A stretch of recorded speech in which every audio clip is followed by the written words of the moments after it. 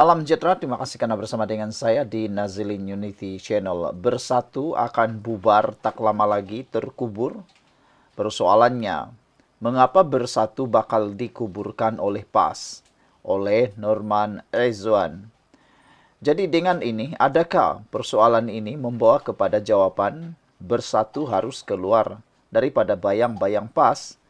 Adakah bersatu perlu keluar daripada Perikatan Nasional dalam masa yang terdekat supaya bersatu mampu lagi bernafas, atau mereka akan membiarkan diri mereka dikubur selama-lamanya? Fadli Sari dimalukan buat kali kedua. Sebelum ini cuba menunggang kes Najib Razak dengan berdemonstrasi untuk menghasut ahli-ahli UMNO dan orang Melayu bersama-sama, tetapi ditolak oleh UMNO dan majoriti orang Melayu. Harapan PAS, Muafakat Nasional akan berjaya dihidupkan jika UMNO turun berdemo bersama PAS, tetapi ia tidak berlaku. UMNO bijak dan sedar, mereka tidak mahu parti itu ditunggang oleh PAS. PAS sangat jahat perilaku mereka, sedangkan sebelum ini, mereka yang mahu Najib dipenjarakan. Ketika kes Najib sedang dibicarakan, PAS menjadi kerajaan. Ada nampak PAS bela Najib? Terbaru, PAS cuba menunggang himpunan rakyat benci rasuah. Tetapi diberi amaran oleh Sekretariat Rakyat Benci Rasuah, jangan ambil kesempatan atau tunggang himpunan itu atau kami tendang, kata mereka. Anak-anak muda yang ikhlas memerangi rasuah ini sadar bahwa PAS terkenal dengan strategi tunggang bimbang dengan kehadiran PAS dalam himpunan itu. Ibarat hidung tak mancung, pipi tersorong-sorong, memang muka tak tahu malu. Amaran penganjur telah dijawab oleh Fadli Sari. Adik-adik jangan bimbang, PAS takkan tunggang himpunan, katanya. Mungkin agak maksudnya, kami tak tunggang himpunan, kami hanya tunggang agama sahaja. Imej tunggang menjadi identiti PAS di mata masyarakat Malaysia. Jika dahulu hanya peminat atau pemimpin politik sahaja yang menggelar PAS sebagai penunggang agama, kini gelaran itu diguna oleh setiap lapisan masyarakat. Parti itu bukan saja ditakuti oleh musuh politik dalam kalangan orang Melayu, tetapi mereka sangat ditakuti oleh mereka bukan Islam seperti bangsa dusun, Dayak, Iban, Cina, India, dan lain-lain. Buktinya, PAS tidak mendapat undi daripada bukan Muslim sama ada di Semenanjung, apatah lagi di Sabah dan Sarawak. Malah, PAS juga bukan menjadi tempat untuk bukan Islam mendekati Islam. Dan buktinya, mereka yang mahu mendekati agama ini memilih gerakan tablik dan jakim. Sebenarnya, PAS bukan menakutkan non-Muslim, tetapi orang Melayu sendiri. Ia dapat dilihat di media sosial. Anda lihat maki hamun daripada tentera cyber hinggalah penyokong mereka di ruang artikel, konten TikTok dan ruang komen media-media sosial. Kita pun tak sanggup berkata demikian. Dari fahaman Khawarij akhirnya mewujudkan ekstremis yang jika mereka membesar ia boleh menggugat kestabilan politik Malaysia atau negara. Saya dapat rasakan di hati pimpinan bersatu, mereka tahu suatu hari nanti fahaman ajaran Islam ala PAS ini berkembang dan ia akan memakan diri dan sukar dikawal lagi. Apabila mereka kuat, PAS akan tunggang sesiapa sahaja. Tanpa rasa malu dan bersalah, PAS sanggup meninggalkan rakan seperjuangan untuk memenuhi nafsu mereka seperti dirasai oleh S46, PKR, dan UMNO sendiri. Simpan artikel ini, suatu hari nanti bersatu akan ditinggalkan dan dikuburkan oleh PAS sendiri. Sekian dulu untuk kali ini. Jangan lupa tinggalkan komen Anda. Salam sejahtera, terima kasih karena bersama dengan saya di Nazilin Unity Channel. Saya sangat yakin isu yang dibincang dan dikongsikan kali ini, pasti menarik perhatian Anda semua. Gaji allowance pemimpin di SG4 tidak mahu kalah. Wah, apa cerita tentang gaji? Bila cakap tentang gaji, Ini cerita tentang duit, tentang kekayaan, dan tentang kemiskinan. Dan untuk makluman Anda semua, siapa itu pemimpin di SG4? Itu melibatkan negeri-negeri yang di bawah pembangkang ataupun di bawah Perikatan Nasional atau di bawah, yang lebih tepat, di bawah kepimpinan PAS. Ditulis oleh Liana Marzuki. Mari kita kaji dan hadam belanjawan 2025 setiap negeri di Malaysia. Lihat berapa banyak belanja mengurus mereka, OPEX, berbanding dengan belanja pembangunan, CAPEX. Semak silang pula dengan jumlah populasi. Dapatlah disimpulkan, negeri SG4 yang kurang maju dan membangun, belanja pembangunan mereka hanya 1/3 daripada belanja mengurus. Memalukan kan? Maknanya, kos untuk menguruskan negeri itu tinggi sekali dengan gaji dan elaun pemimpin dan segala macam GLC, berbanding diperuntukkan untuk pembangunan negeri dan rakyat. Kelantan contohnya, negeri termiskin di semenanjung Malaysia. Bab perks untuk pemimpin tak nak kalah ya. Kelantan satu-satunya negeri yang kesemua exco-nya diberi Mercedes mewah. Gaji menteri besar lebih mahal daripada negeri lain yang lebih maju. Walhal isu air 50 tahun tetap begitu juga. Terengganu pula nampak okey pada mulanya, namun baru-baru ini isu jalan runtuh kerana hakisan pantai hanya diberi RM120,000.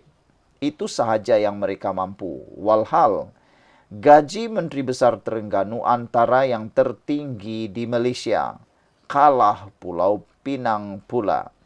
Dan yang lebih menyayat hati, netizen mula mengaitkan hakisan pantai itu dengan jumlah bayaran saman fitnah yang dibayar oleh Siti Mastura sebanyak RM800,000. Saman fitnah saja sudah jauh lebih besar daripada peruntukan hakisan pantai ini. Jadi kata mereka berhenti membuat fitnah supaya uang RM800,000 itu boleh disalurkan untuk membuat jalan yang kena hakisan pantai ini, kata mereka. Selain daripada itu, saman fitnah yang dibayar oleh Muhyiddin 1.34 juta turut dikaitkan. Kata mereka, kalaulah duit 1 juta itu diberi kepada negeri Terengganu yang hakisan pantai ini berlaku jalannya teruk, runtuh, punyalah besar kesannya.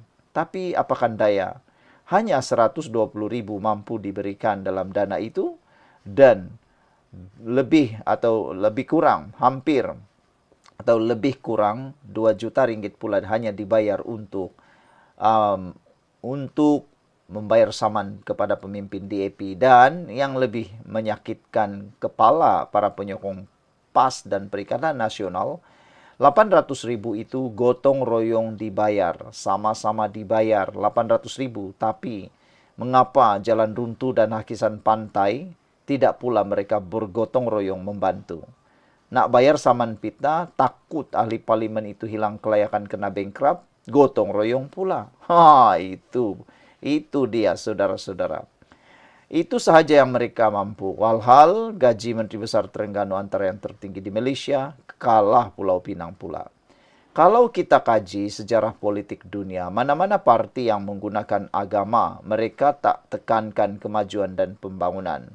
Mereka mahu kekalkan rakyat dalam kemiskinan membawa kepada kekufuran. Walhal pemimpinnya pula berjolisakan. Tulis Liana Marzuki. Wow, ini satu pendedahan yang luar biasa. Saudara-saudara sekalian, apapun pendapat Anda, dan sila tinggalkan komen Anda untuk kali ini. Tiada negeri pembangkang dianaktiri. Ketua Pemuda PAS Mahunafi. Sekian dulu untuk kali ini. Jangan lupa tinggalkan komen Anda untuk isu yang pertama tadi. Untuk isu yang kedua ini pula, tiada negeri pembangkang dianaktiri. Ketua Pemuda PAS Mahunafi apa pula? Oleh Najib Bakar. Ketua Pemuda PAS Afnan Hamimi Taib Azamuddin boleh pilih ketepikan sebentar kebencian yang ketara. Tetapi Dalam sukan kita ada terma sportsmanship, tingkah laku gentleman walaupun berhadapan dengan musuh. Saya baru ada kesempatan nak jawab sedikit Afnan susulan libat urus RMK-13 di Kedah pada 20 Januari lalu. Lihat, dia kemaskini status dengan banyak gambar. Tapi disengaja pilih gambar YB Rafizi yang bukan dalam keadaan shoot yang baik. Mulut YB Rafizi dok muncung sebab gambar diambil dalam keadaan beliau sedang bercakap. Bila sengaja dipilih dan pos gambar macam itu, menyerlahkan kebusukan hati, sakitnya hati mereka kepada kerajaan Madani. Gambar watak lain semua dalam keadaan baik. Nak habak kat Hang Afnan, kami pun ada banyak je gambar pemimpin politik Kedah dalam keadaan bercakap yang tak proper rupa mukanya. Tapi kami gentleman pilih gambar semua elok-elok katanya. Majlis pun majlis kerajaan, bukan majlis politik. Baik, siap bab itu. Menteri Ekonomi YB Rafizi turun jumpa Menteri Besar Kedah yang amat berhormat Sanusi bersama delegasi Kementerian Ekonomi dengan satu hasrat, dapatkan input sebanyak mungkin untuk penyediaan dokumen rancangan Malaysia yang ke-13, RMK-13. Apa yang YB Rafizi sebut berkenan gaya baru, konsep baru RMK-13 akan ditekankan lebih kepada pembangunan modal insan, bakat baru, pendidikan untuk menyediakan tenaga kerja bernilai tinggi. Beza dengan dokumen sebelum ini, yang lebih banyak dijadikan tempat rujukan kontraktor untuk mencari projek pembangunan. Namun, itu tidak bermakna peruntukan pembangunan untuk infrastruktur akan dihentikan. Seperti yang Hang Pa pun tahu Afnan, pegawai daerah dan YDP di Kedah ini, semua berterima kasih kepada Kementerian Ekonomi sebab peruntukan memang diturunkan. Rakyat Kedah tetap dibantu walaupun parti kerajaan pusat kalah semasa pilihan raya. Dalam majlis yang sama, 2 orang pegawai daerah di Kedah terang-terangan memuji usaha kerajaan pusat memberikan peruntukan pembangunan yang banyak sepanjang 2024. Bila masa Kedah atau negeri pembangkang ini dia naktiri, takkan Hang nak nafi benda ni? Hang boleh kata Kedah sekian lama tidak dipedulikan. Kedah adalah antara 6 negeri paling banyak dapat peruntukan. 50% dari jumlah selain Perlis, Kelantan, Terengganu, Sabah dan Sarawak. Yang paling penting, projek pembangunan infra di Kedah dan seluruh negara akan tetap berlangsung untuk 2025 dan tahun-tahun mendatang. Duit kita bukan sebanyak Saudi untuk terus spend berbilion selesaikan dalam masa singkat. Akan ada keutamaan. Projek yang mendesak di seluruh Malaysia yang perlu diberi tumpuan tahun demi tahun. Contohnya, projek tebatan banjir Kelantan berbilion harganya. Kerajaan pusat tetap komited untuk teruskan sebab nak selesai terus masalah banjir rakyat Kelantan. Atau, Hang rasa Afnan elok bilion di Kelantan tu ditarik dan beri kepada Kedah. Nanti Hang main isu rakyat Kelantan pula ditindas. Macam tak kena je hampa ni semua. Lani, infrastruktur di Kedah tidaklah seteruk mana kalau dibanding dengan contohnya Sabah. Sabah tu setengah jam saja memandu dari Kota Kinabalu dah jumpa lokasi yang infranya teruk. Kedah ni jauh lebih baik. Janganlah buat muka minta kesian sangat seolah-olah kena tindas meluat aik tengok. Tapi, ialah, bila orang tak ada idea nak perintah, cuma reti main sentimen, ginilah lagaknya. Nak buat kerja tak mampu fikir, tak kompeten. Salahkan orang tu benda paling mudah bila nak tutup kelemahan diri sendiri. Sekian dulu untuk kali ini. Jangan lupa tinggalkan komen anda. Sila tekan butang subscribe. Kita jumpa lagi. Bye-bye. Salam sejahtera. Terima kasih kerana bersama dengan saya di Nazilin Unity Channel. Ada yang kata padan muka. Ada juga kata berhati-hatilah. Ini apabila nak sindir Perdana Menteri pasal tersasar dan bersasar, ahli Parlimen PAS ini pula kena sekolah. Haha, seorang wakil rakyat PAS ibarat kena sekolah dengan orang ramai selepas anggap Perdana Menteri serba tersasar dari isu harga minyak hingga titah edendum. Ada juga netizen kata, ahli parlimen PAS ini kena berhati-hati. Jangan sampai insiden Kana Saman 800.000 Siti Mastura dan juga Muhyiddin Yassin 1,3 juta itu berulang pula kepada Anda, kata mereka. Jangan sampai kes fitnah menjadi ulangan balik dalam ahli parlimen PAS. Ahli parlimen Bacok, Sahir Sulaiman, mulanya menerusi hantaran DX, menemplak Datuk Seri Anwar Ibrahim dengan turut menyenaraikan perkara yang tidak tersasar. Kata beliau, Perdana Menteri bukan Menteri Keuangan tersasar. Turun harga minyak tersasar. Tol percuma tersasar. Titah edendum jauh tersasar. Itu yang beliau cuba, mahu memalukan Anwar Ibrahim. Yang tidak tersasar, kata ahli parlimen itu, DNAA dilepas tanpa dibebaskan kes rasuah siasatan 3R. Itu kaedah bersasar, sindir Sahir. Namun demikian, rata-rata netizen membidas kenyataan penolong Setiausaha Agung PAS itu, termasuk mengingatkan bahawa indeks persepsi rasuah jatuh 2 tahun berturut-turut ketika PAS berada dalam kerajaan 33 bulan Perikatan Nasional PN. Malah ada yang menyindir PAS apabila ahli parlimen Kepala Batas Siti Mastura Muhammad pada 22 Januari lalu membayar sebanyak RM830.034.75 dalam bentuk ganti rugi dan kos guaman termasuk faedah kepada 3 pemimpin DAP. Selain itu, warganet juga tidak lupa dengan penampilan Sahir yang ikonik dengan pantun ruh-ruh neh-neh semasa debat model baharu ekonomi Malaysia dengan Menteri Ekonomi Rafizi Ramli pada Ogos 2023. Tersasar abah kau, kata seorang netizen. Makin meroyan puak-puak PAS PN ini. Kalau PMX bukan Menteri Keuangan, takkan tahu penyelewengan dibuat Perikatan Nasional PN masa jadi kerajaan, katanya lagi. Harga minyak setakat hari ini masih kekal RM2.05. Tol percuma, keuangan negara syarat dengan hutang nak lagi percuma, tegas pemilik akaun X Nizam Musa. Yang ini bagus untuk Anda ketahui bahawa memang benar kalau bukan Anwar Ibrahim jadi Perdana Menteri dan tidak memegang Menteri Keuangan, silap-silap hari bulan banyak penyelewengan yang dibuat semasa zaman PN tidak akan terdedah dan tidak akan terbongkar. Bersyukurlah Anwar Ibrahim jadi Perdana Menteri dan Menteri Keuangan, maka banyaklah kes-kes penyelewengan yang berlaku semasa zaman PN kini terbongkar satu persatu dan Anda pun tak pernah tahu. Tiba-tiba ada, tiba-tiba muncul. Coba bayangkan kalau bukan Anwar Ibrahim jadi Perdana Menteri dan bukan jadi Menteri Keuangan.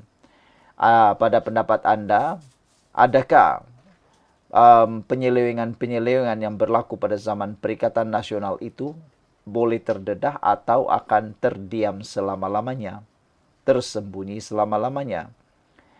Hal seterusnya ialah apabila ramai yang menuntut, termasuklah pembangkang ini menuntut tol percuma, mereka lupa bahawa janji itu dibuat ketika keadaan keuangan negara berada dalam keadaan yang baik. Namun sekarang ini keadaan keuangan negara syarat dengan hutang, termasuk hutang yang dicipta semasa zaman Perikatan Nasional. Jadi, nak bayar hutang kah atau nak bagi lagi percuma tol? Nak bagi percuma tol, implikasinya ratusan juta. Jadi, nak mahu selesai utang atau nak bagi percuma? Anda tulislah sendiri dengan kebijaksanaan Anda. Selain itu, seorang lagi menemplak 830.000 derma pada DAP tersasar ke Meet target, kata beliau. Cukup jumlah, tersasar tak cukup jumlah. Teks tersasar jadi teksi. Mimpi Nabi tersasar mimpi bala, kata beliau. Tunggang edendum tersasar tunggang penyakau. Tunggang derma jihad tersasar tunggang derma jahat. Kecam jam tokman. Tersasar nih bila kau tahu kau tak pandai debat, tiba-tiba masuk TV, kau berdebat bawa slideshow dan pantun. Orang Sabah panggil orang macam kau ini sasat. Contoh ayat, Jan, kau ikut dia tuh. Sesat dia tak tahu, sindir Sakir Marat. Saudara-saudara sekalian, Perdana Menteri Anwar Ibrahim banyak membuat pendedahan-pendedahan yang dibenci oleh Perikatan Nasional. Banyak pendedahan yang kita tak pernah tahu sekarang sudah masuk dalam mahkamah. Sekian dulu untuk kali ini. Jangan lupa tinggalkan komen Anda. Bye-bye. Salam sejahtera, terima kasih karena bersama dengan saya di Nazlin Unity Channel. Persoalan besar hari ini, adakah parti gerakan akan keluar daripada Perikatan Nasional? Adakah Perikatan Nasional akan berpecah lagi dan akan membentuk jajaran baru? Ini apabila satu laporan menulis, selepas kecewa dengan gerakan, Perikatan Nasional Pulau Pinang kini memfokus gabungan Melayu-India. Baru-baru ini dalam pilihan raya di Pulau Pinang, kelihatan gerakan tidak bermaya langsung, tidak langsung dapat menyaingi DAP. Oleh sebab itulah Perikatan Nasional mula menyadari, tidak mungkin mereka dapat merampas Pulau Pinang dengan hanya bantuan gerakan. Jadi mereka mula mengorak langkah dengan cuba pula memancing undi Melayu India. Sumber ini berkata gabungan pembangkang itu sedar ia berdepan cabaran sukar untuk meraih undi kaum Cina di Pulau Pinang. Sumber berkata Perikatan Nasional PN mengalihkan fokusnya di Pulau Pinang kepada pengundi Melayu dan India untuk memenangi majoriti tipis kerusi pada PRN akan datang. Menurutnya, PN mengakui ia akan bergelut untuk meraih undi kaum Cina di negeri itu, seperti dibuktikan oleh prestasinya pada PRU 15 dan PRN 2023. Apabila komponen berbilang kaumnya gerakan gagal memperoleh sokongan pengundi Cina untuk gabungan itu. Sebaliknya, sumber berkata, gabungan pembangkang itu mendapati ada perubahan ketara sokongan dalam kalangan masyarakat India Pulau Pinang, khususnya pada PRK Sungai Bakap pada Julai 2024. PRK Sungai Bakap mendedahkan perubahan ketara pengundi India terhadap PN, katanya. Kami berharap strategi memfokuskan pengundi Melayu dan India Pulau Pinang akan mengukuhkan sokongan daripada masyarakat India sambil mengekalkan asas pengundi Melayu kami, kata sumber itu kepada FMT. Pada PRN 2023, Perikatan Nasional julung kali merampas kerusi Sungai Bakap yang pernah menjadi kubu kuat PKR pada PRN 2023. PRK diadakan tahun lalu susulan kematian adunya Nur Zamri Latif Abidin Ismail dari PAS mempertahankan kerusi PN dengan majoriti 4.267 undi berbanding 1.563 undi terdahulu. PRK Sungai Bakap turut menyaksikan peratusan keluar mengundi keseluruhan lebih rendah dengan hanya 47% pengundi Cina menunaikan tanggung jawab mereka, khasnya disebabkan rasa tidak puas hati terhadap kerajaan perpaduan. Pakar berpendapat keputusan itu menunjukkan masyarakat Cina mungkin memilih tidak mengundi daripada menyokong PN. Gerakan kurang semangat bertelagah dengan PAS. Walaupun Perikatan Nasional berjaya menembusi Pulau Pinang pada PRN 2023 dengan memenangi 11 kerusi, PAS 7 bersatu 4, gerakan kalah teruk kecuali di sebuah kawasan. Di kerusi Bayan lepas, Presiden Gerakan Dominic Lau meraih 13.573 undi, manakala calon amanah Azrul Mahathir Aziz sekadar mendapat 1.889 undi. Tetapi kempen pilihan raya Lau mendedahkan ketegangan antara gerakan dan PAS dengan pencalonannya dibantah beberapa pemimpin PAS negeri. Seorang pemimpin PAS turut meminta timbalan pengerus CPN yang hadir tanpa diundang itu supaya meninggalkan sebuah ceramah. Pemimpin tertinggi gerakan dan PAS turut berbincang pelbagai isu sejak 2 tahun lalu, termasuk pembabitan kilang bir dalam mengumpul dana untuk sekolah Cina. Bagi menarik undi kaum India, sumber Perikatan Nasional berkata gabungan itu sedang melihat kemungkinan mengangkat ahli India ke jawatan kepimpinan negeri. Antara cadangan sedang dipertimbangkan ialah memilih seorang pemimpin India sebagai poster boy untuk PR yang akan datang, namun sumber berkata cadangan itu masih di peringkat sangat awal perbincangan. Bagaimanapun langkah itu mungkin mendapat tentangan hebat pemimpin PAS yang mungkin bertegas jawatan itu terikat kepada prestasi setiap parti komponen pada pilihan raya.